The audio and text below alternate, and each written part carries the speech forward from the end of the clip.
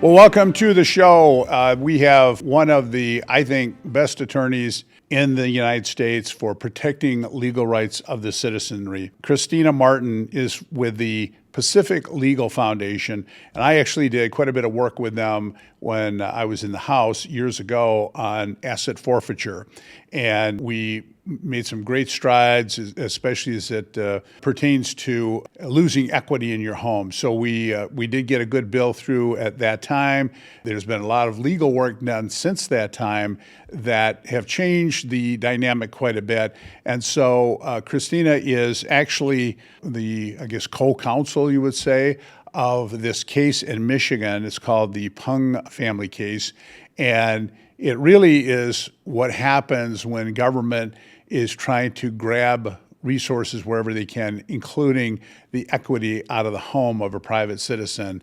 And so I'm very pleased to have Christina here with us today. So Christina, if you could kind of outline the background of the bigger issue of this and then the specifics of this particular case. Sure, thanks. So the issue in the Pung case, to understand it, I'm going to give you a quick little summary of another case called Tyler versus Hennepin County, a case that Pacific Legal Foundation took all the way up to the U.S. Supreme Court, where we unanimously won 3 years ago. And in that case, the government took our client, an elderly 92-year-old woman's home, sold it to collect a $2,300 property tax debt. She owed about $15,000 total after you accounted for all penalties, interest, and fees. And then the government auctioned it for $40,000. And instead of returning the extra money, the extra $25,000 in proceeds, the government pocketed it all. And we brought a claim that this was unconstitutional. It violated our property rights and that the government can't be collecting more than it's owed. It has to return that excess property to a property owner. And fortunately, the U.S. Supreme Court agreed. It said that a taxpayer must render unto Caesar what is Caesar's, but no more. And when the government takes that excess money, that is an unconstitutional taking of private property without just compensation. Now, in the Pung case, this is a follow-up to the Tyler case. And what happened to the Pung family is that the local the county, Isabella County, imposed a property tax that should not have been imposed at all by basically ignoring a special primary residential exemption that applied to the Pung family. The county treasurer knew it, revoked the exemption anyway. And so the Pungs ended up being liable to pay $1,600 in property taxes that never should have been imposed in the first place. All their other taxes before and after this were paid on time and in full, but that didn't stop the county. The county foreclosed on the property, sold a home worth almost $200,000 to collect this $1,600 debt, which after penalties and fees and interest was about $2,200. Then the government sold it at an auction for about $76,000 and kept all the money. The Pung family went to court, challenged that, so that's unconstitutional. The court agreed, and of course that makes sense. We won the Tyler case, and after they filed their claim, long after they filed their claim, actually, we won that U.S. Supreme Court decision. But the Sixth Circuit said that all you get is the surplus proceeds from the sale. And so the Pung family petitioned the U.S. Supreme Court to hear the case. And the U.S. Supreme Court said something really important. They said, yes, all you normally get is the surplus proceeds from an auction of property to collect a tax, but the sale has to be fairly conducted in light of our country's history and tradition. And so the lower court's decision has been vacated, and the case is being sent back to decide whether the sale here was fairly conducted. Very interesting. I know in Macomb County in Michigan in particular, there was a huge scandal where there was an operation where the clerk was allegedly giving information to realtors and other people about these homes that were in foreclosure over taxes. And they were getting these homes at great prices and turning around and flipping them for huge increases. And that's the kind of thing that certainly can happen if you have this big disparity between what the person can buy the house for and then turn right around months later, like what sounded like in this case, and make a gigantic profit. It looks like it was sold for about $74,000, but then I believe it was over 200,000 that they, 192,000 that they eventually sold the house for. So if you don't really have some guardrails in place about how long these are on the market, how well they're advertised, is it third-hand transaction and not a buddy, all of these kinds of things that could impact what goes on with the sale of the home. And then just the whole concept that for $1,600, you lose a home that's worth $192,000 to the government. And when we were working on this before, there's a lot of situations where the homeowner thinks that they'd paid the right entity, but if they pay the wrong entity, in other words, if they pay the township, but the township sent it to the county and you paid the township, they'll apply it to next year's paycheck. Whereas the county is where it really is accruing and where they start the process. Also, if, say, the person's elderly, they're infirm, they go to a nursing home for a couple of months, they didn't see the letter at all, and now they're in foreclosure. So there's a lot of things that can go wrong with this system if you do not have a lot of guardrails in place. So that is something I'm working on with a bill that is to close this shadow equity theft provision and make sure that people, if they do get foreclosed on, are getting their proper equity. So if the entity backs out all their costs, that's what they should be getting. But then the remainder ought to go to the family that was foreclosed on over these taxes. That's right. And unfortunately, what's happened in Michigan is that there is technically a process to claim the surplus proceeds, but 95% of people who lose their property for whatever reason to a tax foreclosure are unable to get that money because you have to claim the money before the property's even been sold. And we have had a couple of clients who've been on the losing end of that. Unfortunately, we had one client whose family member actually purchased her home at auction for over $100,000, and she missed the deadline to claim the surplus proceeds by just a few days. And this was weeks before her property was even sold to her family member. So the government ended up pocketing the family's, more than $100,000 in surplus proceeds from the auction. It's indicative of what I've seen over the last almost 12 years in office of the power of government, sometimes local, sometimes county, sometimes state, that will jump in and stop good reforms. And one of the examples that I had is I put in a bill that in this mountain of paperwork that you fill out when you buy a home, they have to disclose what is the new property tax. So in Michigan, we have it's called the pop-up provision. Back in 1994, the state law was changed that your property tax can only increase 5% or rate of inflation, whichever is less. So you have a situation where maybe somebody's lived in a home for 10 years, property values say went up, say 100% in that time, or 200 or 300%, but the property tax went up a fraction of that. What happens when they sell the home and the new buyer buys the home, it pops up to the new value. And I'll tell you, almost every home buyer I know has no idea. And they will get in their new home and they look at their taxes they thought were like $2,000 a year, and it's $12,000, $15,000 a year, and they simply can't even make ends meet. So I put in a bill that you have to have a one-pager that estimates, okay, here's what your taxes are currently, and they can make it almost to the penny. Here's what your estimated new tax will be with the pop-up, and that you have to sign that form. Now, that's an important form, and of course, everybody who was part of the real estate transactions, they said, hell no, we're not going to have you have them sign so they know what they're going to be paying at property tax.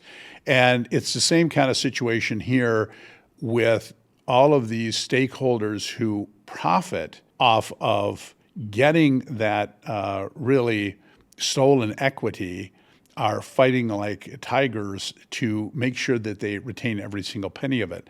So it's not going to be, and is never, an easy process to go through to try to get a bill through that protects the people when government is interested in maximizing its potential to gobble up as much of that equity as they can. Yeah, there's definitely a big problem. And unfortunately, Michigan's not the only state that is requiring property owners to claim their surplus proceeds before the property is even sold. And of course, the Pong family couldn't even do that when their property was sold. That was back when Michigan was taking all surplus proceeds from auctions in every single case. And of course, the property never should have been sold in the first place over a debt that really the government improperly imposed. And then once it was sold, it should have been sold better, and the money should have been promptly returned to the Pungs, but they actually had to go to court. So things are a little better than they were now in a sense, and now the Pungs will have the opportunity to argue that they're entitled to more than just surplus proceeds under the circumstances. But you're right, there's a lot of people making money off of this equity that's being essentially legally stolen, and hopefully you'll be able to fix that. Yes, well, we're going to work on it. Here, you're going to have a lot of county and township city officials who are not going to want you to prevail in this. They're going to want to be able to grab as many pieces of property for back taxes as they possibly can. And they come into the legislature and they start singing their sad songs, and it gets very, very difficult to get this stuff done. However, we did get a bill through earlier. It can be done. It takes a lot of work and effort. And then your work in the courts, if you prevail, I assume then that would solve the problem itself. Is that correct? Well, it depends on which problem we're talking about. So the Pung family, it's hard to say what their case, the kind of impact their case could have now that it's going back to the Sixth Circuit. And the U.S. Supreme Court's requirement that the sale not just happen, but that it be fairly conducted will hopefully help at least some states improve their laws, but it's going to be up to the lower courts to interpret what that means exactly. They'll have to be looking at history, tradition, and applying that to today before we know what it means. In the Pung case, where the locality sold the home for $76,000 and then the buyer flipped it and sold it for $192, is there a claim that the buyer completely renovated the home and put in, $50,000 worth of improvements, and it was on the market for quite a while? And do you know any of the background related to that? No, what I can say is that the Pongs actually had already fixed up the property before it was taken, and it was in very similar shape to when it was taken. The problem, of course, was that it was sold in an auction where the buyers aren't allowed to inspect the property. There's very little information, and most buyers want an inspection. And on top of it all, it didn't help that the government, sold it over a debt that wasn't even the equivalent of a 1 year's property tax, and it was over a debt that never should have been imposed in the first place. Yeah, it's very disconcerting when, like what was alleged in Macomb County in Michigan, is that it's the same thing. You were not supposed to inspect the properties, but they would bundle the more valuable properties and then tip off. So they say, we got 10 or 20 properties you're buying as a group. They're kind of catch as catch can. It's a pig in a poke. Nobody knows what's what, but they actually had bundled the more valuable properties, tipped off a buyer who bought all the valuable properties. Nobody's paying any more for that package than another package because they didn't know. And it's really very hard to police that, because somebody could say nobody's inspected this property, but somebody who is the inside tip talked to the previous owners, got information about the condition of the house. Maybe the house is absolutely a catastrophe, or maybe this house is the best of all of them, but only the insider gets the tip on that. So again, it's really hard to police this stuff on that last part of the equation when the home is up for sale. Fixing it at the beginning, like you're talking about, where this tax never should have been applied, hopefully that will prevail. But that second part of the court's decision that it's got to be, I forget the language, but what was it again, the language? Fairly conducted in light of our country's history and tradition. Okay, that's kind of pretty broad-based and open-ended, but you would think that you just can't basically sell it at a vastly reduced price over what it would go on the open market. Well, and what I can confidently say in our country's history and tradition is that they weren't bundling properties together, and there was a heightened duty historically on debt collectors to not be selling properties over taxes that weren't properly imposed in the first place.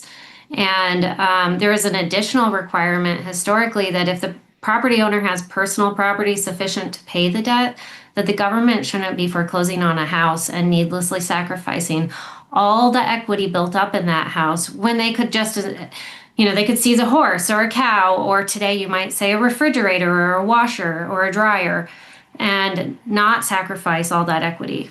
So the Supreme Court sent it back to the lower court. Did I have that correct? That's And right, to with some new decide whether instruction. the issues are preserved, and then to decide what the history's fairness requirements are. And that's the point that you'll be arguing in the appeals court? Well, the Pung family will argue it, and we'll see what happens. Well, you certainly are doing a great job on protecting the rights of citizenry here in Michigan. If it wasn't for organizations like yours, and I know it's not just this property issue, there's a lot of situations where you come in, ride to the rescue, and represent people, oftentimes like this case, where they don't have any money. You fight the good fight for all kinds of liberty issues, and I have such respect for that. On the other side, you have literally billions of dollars fighting against you to expand the size and scope of government.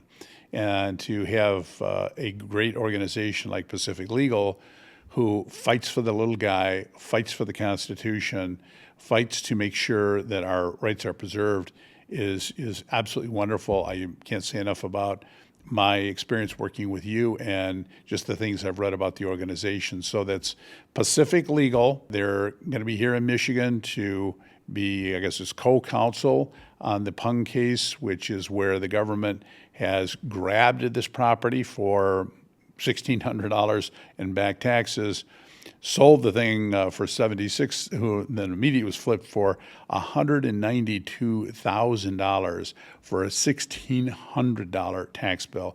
This is the kind of stuff that happens if we do not have people that are watching what's going on with the size and scope and intrusiveness of government. So, Christina, thank you for being on. We're at the end of our time, I see, but I can't thank you for enough, and we will probably want to get back in touch with you for an update after the case is decided. Thank you.